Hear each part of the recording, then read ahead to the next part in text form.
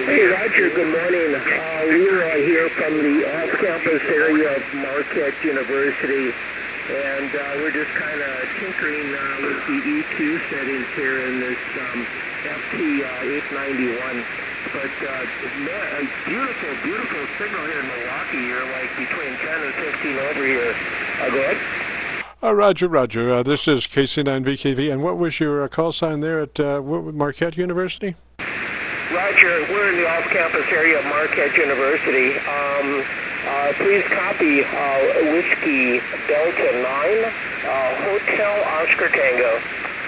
I got you fine there, Hotel Oscar Tango. And what's the name? And the name is Leroy, Lima Echo Romeo Oscar Yankee.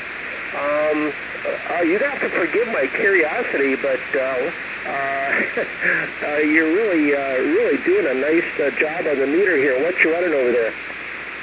Roger, Leroy. This is a homebrew condenser microphone into an ART preamp, into a third octave equalizer, then up to the tabletop and a 6-position rotary switch to select the radio and a toggle on, toggle off talk, and then into an older Yaesu 990. Yaesu 990, and then into Heathkit SB220, and then up to an inverted V. Roger. Wow, great picture there. Great picture. Thanks for that visual. I really appreciate it. Yeah, we're basically running. Well, we actually have 2 radios here. We've got a 991 and been tinkering with the 891 over here as well. I did talk to a fella on this band here a while back, and he kind of walked me through the EQ, but he didn't have any. Kilo Echo 8 Juliet November Quebec. Standby station. A broadcast engineer, so I said, hey, this is a good thing. He knows EQ, over. Roger. Well, you know, it's only a couple of things you got there. You got EQ and you've got processing as far as compression, you know, and between the two, you can get from here to there, hopefully in good style, you know. EQ helps the intelligibility, and, you know, with a single sideband, you're only as good as your modulation, since your audio level determines your RF level. So hopefully, you know, you consult your ALC reading to be sure that you're maximizing the capabilities of your transmitter on single sideband. And the way I run my ALC is in the middle position towards the right, but not over ALC, not beyond my ALC reading, but right, kissing cousins to the top end of my ALC range.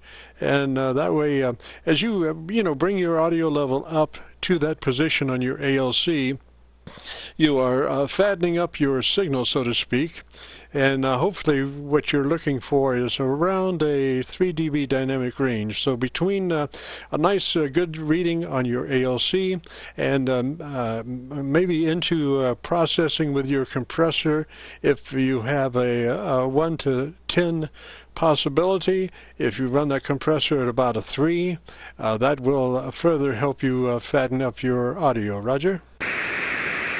Okay, Roger, we have units of 1 going from 1 to 100, and I've been really conservative on the compression.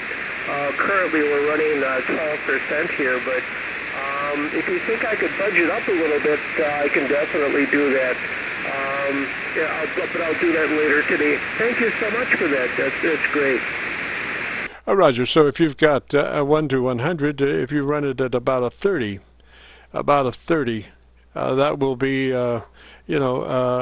probably ideal, and you're looking pretty good as it stands, Roger. I'm looking at the output of my receiver on a VU meter, so I can see your audio, and I can see the degree of compression pretty much as far as the dynamic range of your modulation.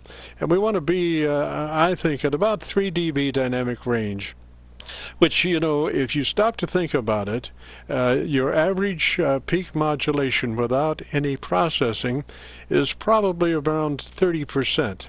So as you add, as you bring up your ALC level, and as you put in your compression to about you know, a third of the possibilities, like a 3 out of 10 or a 30 out of 100, you're bringing your peak modulation up to about 65-75%, somewhere in there, which is, you know, your signal will apparently seem twice as loud at that range. Roger?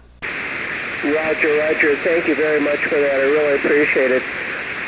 Okay, Luke, I'm going to back out of here, but I was trying to copy your call here. Can I have your call phonetically, please? Roger, it's Kilo Charlie 9 Victor Kilo Victor, and we are Qso-Vlog recording this morning, as we normally do Fridays on 7189, starting at about 10:30.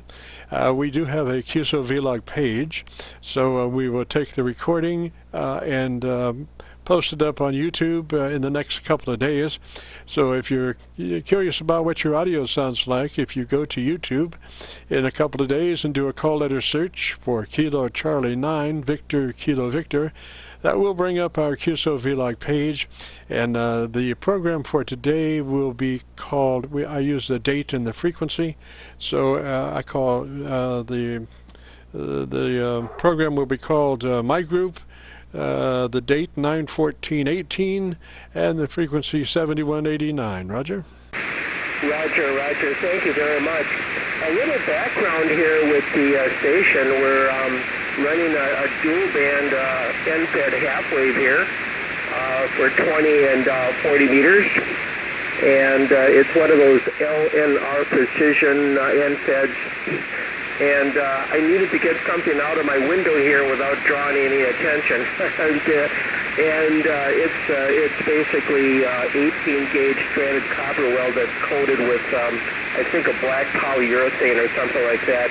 What's really nice about it is it does its job there for not drawing attention, which I'm on the third floor here of this little apartment here. These university apartments can be pretty small, cramped, and people always notice things, so they have to be real careful. But we're running pretty stealthy here, but the antenna seems to be working well. It's true. We have an SWR of 1.2 on the bottom of the general portion of tone, and it just goes flat from there. So I've been real lucky with the antenna. Oh, Roger, yes. Very stealthy there, that 18 gauge. You probably can't even see that from the street, Roger. Yeah, Roger, I looked on Google Earth the other day. I couldn't see the wire, but I could see the baling. Hey, thank you so much. I really appreciate your time, and thanks for all that great information. KC9, Victor, Kilo Victor. Whiskey Delta 9, Hotel Oscar Tango 710. Thank you so much.